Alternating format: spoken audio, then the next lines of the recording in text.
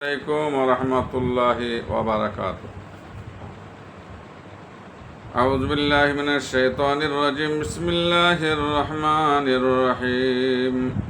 اللهم صل على سيدنا ونبينا وصفينا وحبيبنا مولانا محمد وعلى آله وصحابه وأهل بيته وأولياء أمته أجمعين. আলহামদুলিল্লাহ, সমস্ত তারিফ ও প্রশংসা সেই মহান আল্লাহ তাআলার জন্য। তারপরে আল্লাহ তাআলা যে নবীজির ওসিলায় আমাদেরকে বিশ্বজগতে পাঠিয়েছেন, সে নবীজির ওপরে শত কোটি দরুদ ও সালাম বর্ষিত হোক। সকলে বলেন যে আল্লাহুম্মা আমিন। সাল্লাল্লাহু আলাইহি ওয়াসাল্লাম। অন্যান্য নবী আলাইহিস সালাম গণেরা আমাদের নবীজির উম্মত হওয়ার জন্য দোয়া করেছিলেন। আমরা দোয়া না করলেও তিনি যে আমাদেরকে মেহেরবানি করে এ নবীজির উম্মত করে পাঠিয়েছেন, সেজন্য আল্লাহর কাছে শুকরিয়া আদায় করি। বলেন আলহামদুলিল্লাহ।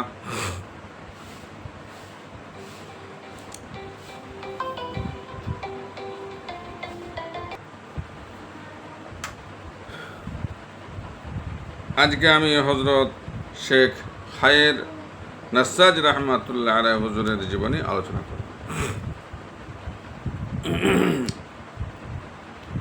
আউযু বিল্লাহি মিনাশ শাইতানির রাজিম। বিসমিল্লাহির রহমানির রহিম। হযরত শেখ খায়ের নাসাজ রাহমাতুল্লাহ আলাইহি যেন আধ্যাত্ম সম্পদের এক গুরুত্বপূর্ণ খনি। তার পবিত্র দরবার থেকে বহু বিশিষ্ট সাধক মারেফাত তত্ত্বে দীক্ষা গ্রহণ করে সাফল্য অর্জন করেন। তিনি ছিলেন দরবেশগণের দীক্ষা গুরু মুর্শিদ।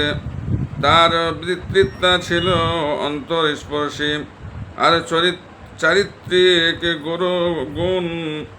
গুণও ছিল অতুলনীয়। তিনি ছিলেন সহিষ্ণুতার প্রতিমূর্তি। তার অলৌকিক ক্ষমতাও ছিল অবিশ্বাস্য রকমের। তিনি মুখে যা বলতেন আল্লাহ তা পূরণ করে দিতেন। হযরত শিবলি রাহমাতুল্লাহ আলাইহি ও হযরত ইব্রাহিম রাহমাতুল্লাহ আলাইহি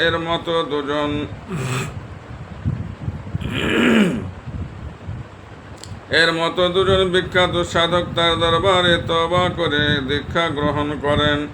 তার মুর্শিদ ছিলেন প্রখ্যাত সাধক হযরত সারিস্কতি রাহমাতুল্লাহ আলাইহি। বাগদাদ নগরী ছিল তার বসবাসের ও কর্মভূমি। হযরত আবু হামজা রাহমাতুল্লাহ আলাইহি তার প্রতি অতি উচ্চ ধারণা পোষণ করতেন। তার খায়ের নাসাজ নামের মূলে রয়েছে একটি বিশেষ গুরুত্বপূর্ণ ঘটনা। একবার হজ যাত্রার পথে তিনি এক গৃহে অতিথি হন। তার গায়ের রং ছিল কালো, পরনের পোশাকও ছিল ময়লা ও ছেঁড়া, আর শরীরটাও ছিল অগোছালো, এলোমেলো। কেউ তাকে দেখে বললেন, তুমি ভৃত্য নাকি? তিনি উত্তর দিলেন, হ্যাঁ। লোকটি বললেন, মনে হয় তুমি তোমার মনিবের কাছ থেকে পালিয়ে এসেছ। এবারেও তিনি বললেন, হ্যাঁ তাই বটে। লোকটি তখন তাকে মনিবের কাছে পাঠিয়ে দেবেন বলে তাকে তার কাছে রাখতে চাইলেন। প্রস্তাব শুনে হযরত খায়ের রাহমাতুল্লাহ আলাইহি বললেন, তিনি নাকি বহুদিন থেকে এমন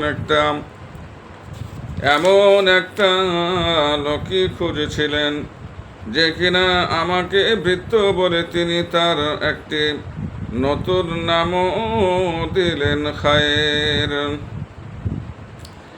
খায়ের নাসাজ রাহমাতুল্লাহ মনে করলেন, বিশ্বাসীর প্রতিশ্রুতি কখনো মিথ্যা হয় না। তার নতুন মনিব নিশ্চয়ই তাকে তার প্রভুর কাছে পৌঁছে দেবেন। অতএব তিনি তার কাছে থেকে গেলেন, আর লোকটি তাকে কাপড় বোনার কাজ শিখিয়ে দিলেন। যারা কাপড় বোনে আরবি ভাষায় তাদের বলে নাসাজ। মনিব তার দেওয়া খায়ের নামের সঙ্গে নাসাজ জুড়ে দিয়ে তাকে খায়ের নাসাজ নামে ডাকতে লাগলেন। আর এই নামটি ইতিহাসের পাতায় চিরন্তন হয়ে গেল। কিছুদিন কেটে যাবার পর তার মনিব তার ধর্মনিষ্ঠার পরিচয় পেলেন। একদিন বললেন, আসলে তুমি আমার মনিব আর আমি তোমার ভৃত্য, যাই হোক এই অবস্থা বেশি দিন চলতে পারে না, তুমি আজ থেকে স্বাধীন, যেখানে খুশি চলে যেতে পারো। হযরত খায়ের নাসাজ রাহমাতুল্লাহ আলাইহি তার কাছ থেকে বিদায় নিয়ে মক্কায় চলে গেলেন।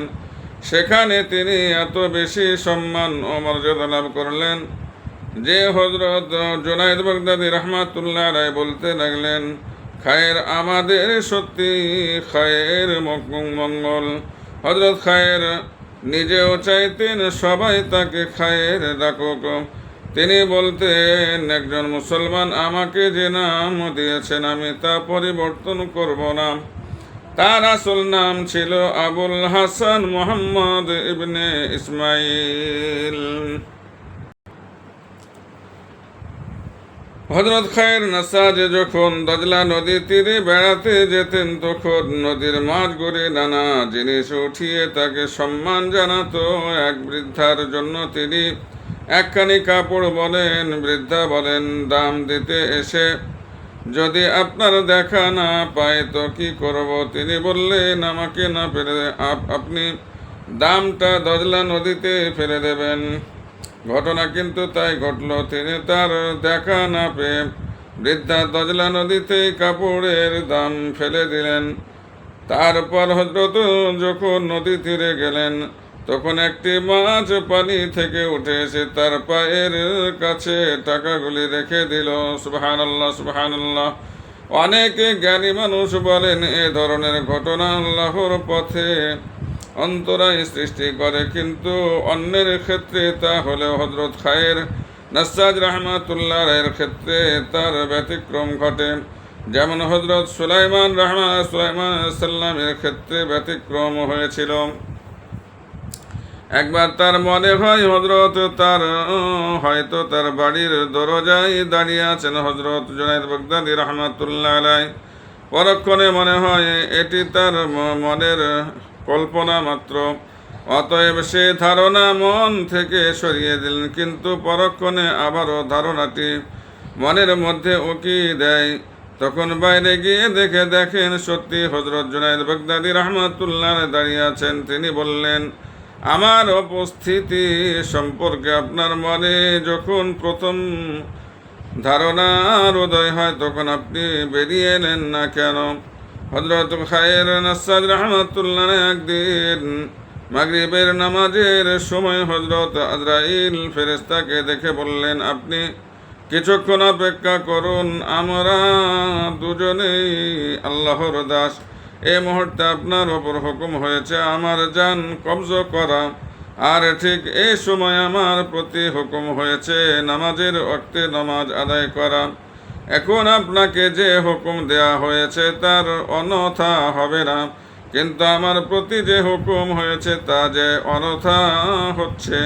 কাজে একটু অপেক্ষা করুন, আমি ওযু করে নামাজ আদায় করি। অতঃপর তিনি ওযু করে নামাজ পড়লেন এবং কিছুক্ষণের মধ্যে ইন্তেকাল করলেন। ইন্না লিল্লাহি ওয়া ইন্না ইলাইহি রাজিউন। এখানে শেষ। আসসালামু আলাইকুম ওয়া রাহমাতুল্লাহি ওয়া বারাকাতুহু।